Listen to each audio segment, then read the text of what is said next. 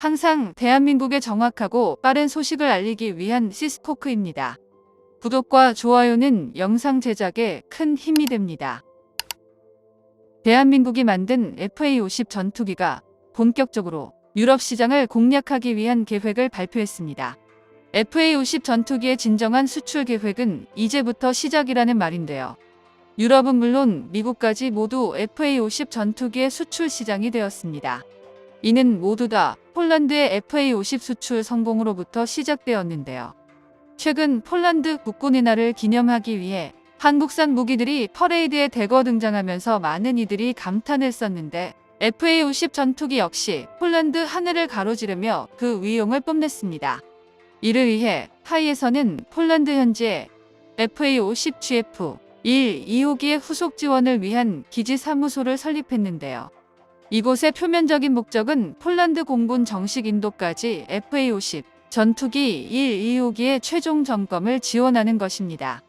거기다 장기적인 관점으로 볼 때 폴란드 수출용 FA-50 전투기 48대에 대한 기체의 원활한 인도와 기체 점검, 애프터 서비스를 위해서인데요. FA-50 전투기 개발을 주관한 카이는 국내 전문 인력이 상주하는 기지 사무소가 민스크 공군기지 내에 소재한 만큼 24시간 밀착 정밀 지원이 가능하고, 이에 따라 FA-50 전투기 가동률 향상과 폴란드 공군 전력 증강에도 상당한 기여를 할 수 있다고 발표했습니다. 실제로 카이는 이미 필리핀이나 인도네시아, 태국, 터키에서도 해외 사무소를 운영했던 전적이 있는데요. 그런데 항공 전문가들 입장에서 보면 폴란드 기지 사무소는 단순히 서비스 차원에서만 끝나지 않는다는 걸 알 수 있습니다. 일반적으로 계약 금액만 수조 원에 달하는 대규모 방산 계약은 계약 당시 얼마나 큰 금액이 오가느냐에만 초점을 맞추기 마련인데요. 규모가 워낙 크다 보니 그 이후 추가적인 이득이 존재할 것이라 생각하기 어려운 것도 사실입니다.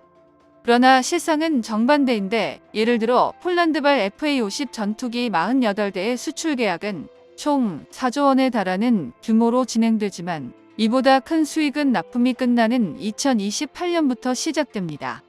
보통 자동차도 그렇지만 수명 주기를 지나가면서부터는 잔고장이 발생하면서 정기적인 점검과 보장에 대한 수리를 해줘야 되는데요. 일반적으로 전투기 구입 자금의 2배가 넘는 금액이 수리 및 개량 작업에 발생하는데, FA-50 전투기의 경우 4조 원으로 계약을 했으나 최소 8조 원은 추가로 소비된다는 이야기입니다. 또한 폴란드의 기지 사무소는 공군의 정비, 교육 훈련부터 군수품과 기술 지원, 부품 조달 등을 모두 독점하기 위한 첫발판인데요. 이 모든 작업은 전투기의 가동률을 대폭 올리는 효과를 발생시키기에 폴란드에서도 FA-50 전투기를 골랐을 때부터 고려했던 일이었습니다. 사실 항공 강대국들은 전투기만 팔아놓고는 정비나 수리를 위한 작업이 제때 이루어지지 않아 막상 정비소에서 지내는 날이 많은 전투기들도 있는데요. 예를 들어 미국만 보더라도 전투기 수리에 짧게는 2달, 길게는 1년 넘게 소모되는 데다가 유럽의 경우 잊혀질만 하면 연락이 올 정도입니다. 그런데 중국은 잔고장은 거들떠 보지도 않거나 심각한 결함이 생겨도 자체적으로 해결하라고 통보하니 구매국 입장에서는 저렴한 가격에 구입하더라도 가동률이 바닥을 기고 있으니 후회가 심한데요. 반면 대한민국은 특별한 경우가 아니라면 한두 달 이내에 정비 소요를 해결해 줄 수 있습니다. 거기다 기지 사무소를 설치해 적극적인 사후 지원을 한다는 것은 굉장한 일인데요.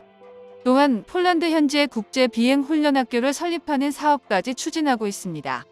아무리 전투기의 성능이 좋더라도 이 전투기를 운용하는 파일럿이 30년이고 40년까지 비행을 할 수가 없기에 몇 년이 지나면 다른 조종사를 키워야 되는데요. 대한민국은 바로 여기에 집중해서 폴란드의 시뮬레이터와 가상현실, 인공지능 등 첨단 기술 기반 국제비행학교를 설립하려는 것입니다. 폴란드를 기반으로 전투기 도입부터 파일럿 양성, 사후 지원까지 한 큐에 해결할 수 있는 통합 시스템을 유럽 현지에다가 정착시키는 계획인데요. 이 말은 유럽 내 대한민국 항공센터를 설립해 새로운 입지 기반을 만드는 것입니다.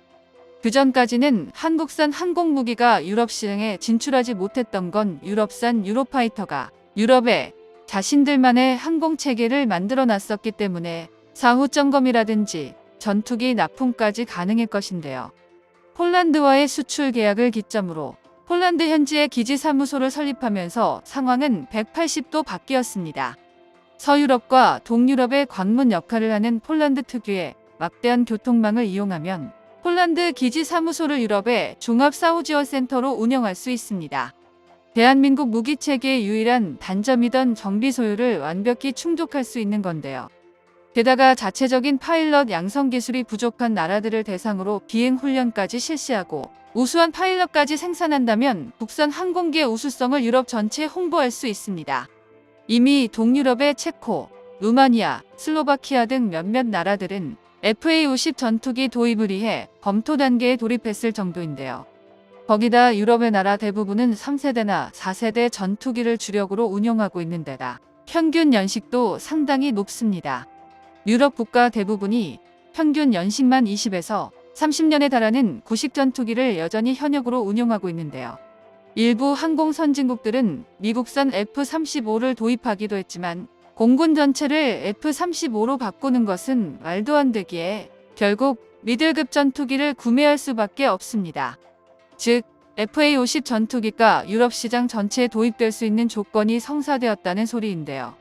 우수한 성능, 압도적인 가성비, 완벽한 사후 지원 체계에 심지어 파일럿 훈련 시스템까지 제공해 줄 수 있는 대한민국은 유럽 시장에서는 먹음직스러운 먹잇감입니다.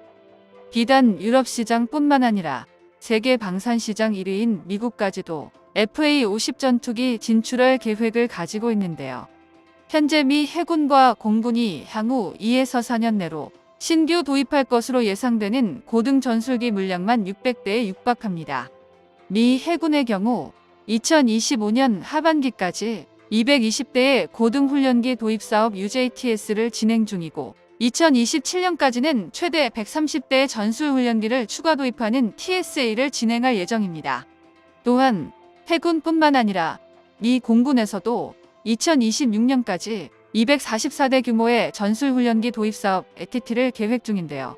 현재 미국 보잉사의 T-7A가 우리나라의 FA-50 계열의 T-50A 두 기종이 유일한 경쟁 기종인 만큼 한국산 T-50 전투기가 선정될 것으로 보고 있습니다.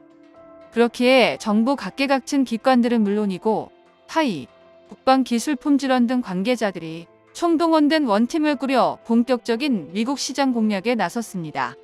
혹시 모를 변수를 완벽히 차단하기 위해 대한민국 국가 차원의 총력전에 돌입한 건데요.